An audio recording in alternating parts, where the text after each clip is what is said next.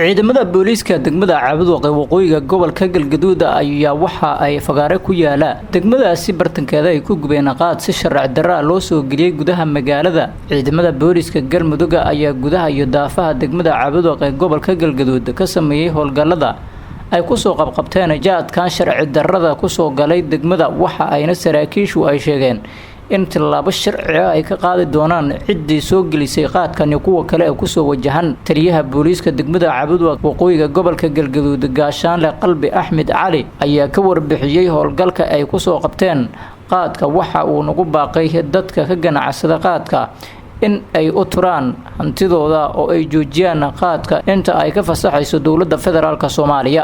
waxaan u sheegayaa shacabka Soomaaliyeed ee ka ganacsada muqaadaraadka ee qaranka Soomaaliyeed uu mamnuucay in qofkii lagu arko asagoo ama kabar ugu jira ama guri ugu jira ama gaari u saaran in la gubayo. ciidamada amnigana amar buuxa waxay ka haystaan qaranka Soomaaliyeed anagoo ah taliskii saldhigga booliiska degmada Caabudwaaq. ciidamada amar waxaan ku siinay inay meesha ku arkaan ku gubaan soona qabtaan. waxaa la mid ah gawaarida keenaysa in la soo xiro ayaga gubi mayna laakiin waan xireynaa waxayna qaadan doonaan ganaax aad culus iyo xabsi dheeraad ah.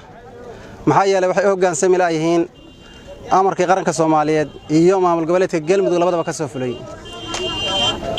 waxaan u arkaynaa ciidii dambe ee lagu soo qabto qaad inay yihiin qarindubis baan u qaadanaynaa. waxaad u jeedaan mar walba inay ciidamadii ay mar walba keenayaan qaadkii waxayna u diyaarsan yihiin mar walba inay fuliyaan amarka qaranka Soomaaliyeed. waxaan mar labaad iyo mar saddexaad iyo mar afraad ba leenahay ciidanku bartay ku arkaan qaadka waa inay qabtaan gubaana qaadka. waxaan ku soo qabanay gaadiidka baalkii qaadka dadkii watay qaybna way ka carareen qaybna way xiran yihiin waxay ku xiran yihiin saldhigga booliiska ayagoo wali amarka si cad kuwaas u diiday ayay waxay ku xiran yihiin stationka bay ku xiran saldhigga booliiska degmada Caabudwaaq bay ku xiran yihiin.